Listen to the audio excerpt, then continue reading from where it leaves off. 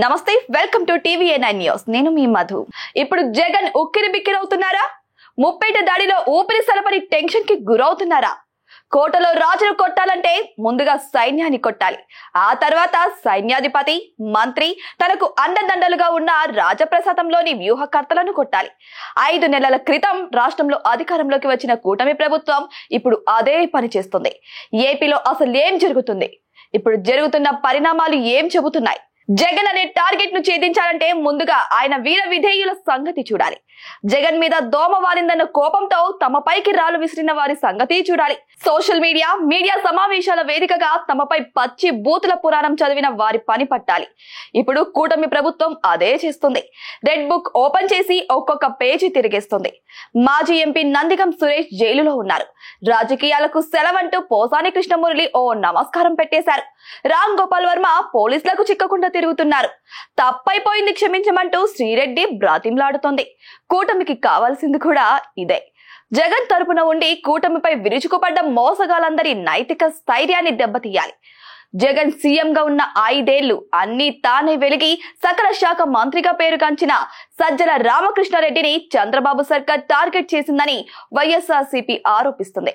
YCP social మీడియాను నడిపిన సజ్జల భార్గవరెడ్డి చుట్టూ ఉచ్చు బిగుస్తుంది. జగన్ అడుగుల్లో అడుగి నిలిచిన చెవిరెడ్డి భాస్కర్ రెడ్డిపై తాజాగా పోక్సో కేసు నమోదైంది. వర్ర రవీందర్ రెడ్డి, ఇంటూరి రవికిరణ్, బోరుగడ్డ అనిల్ కుమార్ పై కేసులు నమోదయ్యాయి. ఇప్పుడు పెద్ద తలకాయల్లో ఇక మిగిలింది కొడాలి నాని, వల్లభనేని వంశీ. నానిపై ఇప్పటికే విశాఖలో కేసు నమోదైంది. Vallabhaneni Vamsi subject red book లో సపరేట్ చాప్టర్ గా ఉందని టీడీపీ వర్గాలైతే చెబుతున్నాయి. ఇవన్నీ ఒక ఎత్తైతే ఒకప్పుడు వైసీపీ ఎంపీ, ప్రస్తుతం అసెంబ్లీ డిప్యూటీ స్పీకర్ రఘురామకృష్ణంరాజును కస్టోడియల్ టార్చర్ చేసిన కేసులో retired additional SP Vijay Paul ను ప్రకాశం జిల్లా పోలీసులు అరెస్ట్ చేశారు. విజయ్ పాల్ ను అరెస్ట్ చేయడం ద్వారా జగన్ హయాంలో నిబంధనలకు విరుద్ధంగా వ్యవహరించినట్లు ఆరోపణలు ఎదుర్కొంటున్న పోలీసు అధికారులపై తమ వైఖరి ఎలా ఉండబోతుందో కూటమి సర్కార్ సంకేతాలు పంపించింది. సిఐడిలో అదనపు ఎస్పీగా పనిచేసి రిటైర్ అయిన తర్వాత కూడా జగన్ సర్కార్ ఆయనకు ఆఫీసర్ ఆన్ స్పెషల్ డ్యూటీ అంటే ఓఎస్డి హోదా కల్పించింది. కూటమి సర్కార్ వచ్చిన తర్వాత కూడా గడిచిన 5 నెలల్లో ఆయనను విచారణ చేయడానికి కింది స్థాయి అధికారులు కూడా సాహసించలేకపోయారు. చివరికి ఎంక్వైరీ ఆఫీసర్ గా ప్రకాశం జిల్లా ఎస్పీ ఏఆర్ దామోదర్ ను నియమించాల్సి వచ్చింది. ఎట్టకేలకు సుప్రీంకోర్టు ముందస్తు బెయిల్ ను తిరస్కరించాకే ఆయనను అరెస్ట్ చేశారు. ఈ అరెస్ట్ పోలీస్ శాఖలోనూ సంచలనం కలిగిస్తుంది. విజయ్ పాల్ ను విచారణ చేయడం ద్వారా రఘురామకృష్ణంరాజు కేసు డొంకను పూర్తిగా కదిలించాలని కూటమి ప్రభుత్వం భావిస్తుందట. అప్పటి సిఐడి ఉన్నతాధికారి పివి సునీల్ కుమార్ కనుసన్నల్లోనే విజయ్ పాల్ పనిచేశారన్న ఆరోపణలు ఉన్నాయి. రఘురామకృష్ణంరాజు ఆరోపించినట్టు ఒక రాత్రంతా లాఠీలు, రబ్బర్ బెల్ట్లతో కొట్టడం, సీసీ కెమెరాల ద్వారా వాటన్నిటిని అప్పటి సీఎం చూసేలా చేయడం లాంటి విషయాలు నిజమేనని విచారణలో తేలితే ఈ కేసుతో పెద్ద తలకైన సైతం అరెస్ట్ చేసే అవకాశం ఉందనే ప్రచారం కూడా సాగుతుంది.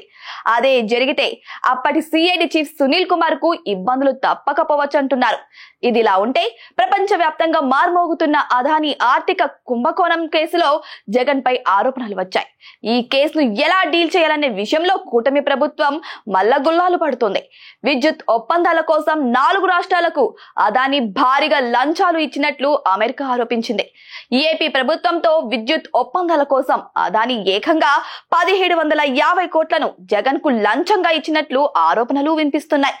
ఈ విషయంలో జగన్ పై విచారణ చేయించేందుకు చంద్రబాబు ఆధ్వర్యంలోని కూటమి సర్కార్ గ్రౌండ్ ప్రిపేర్ చేస్తుందనే తప్ప అడుగులు ముందుకు వేయడం లేదు అన్న విషయాలు తెలుస్తున్నాయి. ఈ నేపథ్యంలో జగన్ ను అన్ని విధాలుగా ఇబ్బంది పెట్టేందుకు అవకాశం వచ్చినా సరే కూటమి సర్కార్ మాత్రం ఢిల్లీ నుంచి అందే సంకేతాల ఆధారంగా వ్యవహరించాలని నిర్ణయించుకున్నట్టు సమాచారం.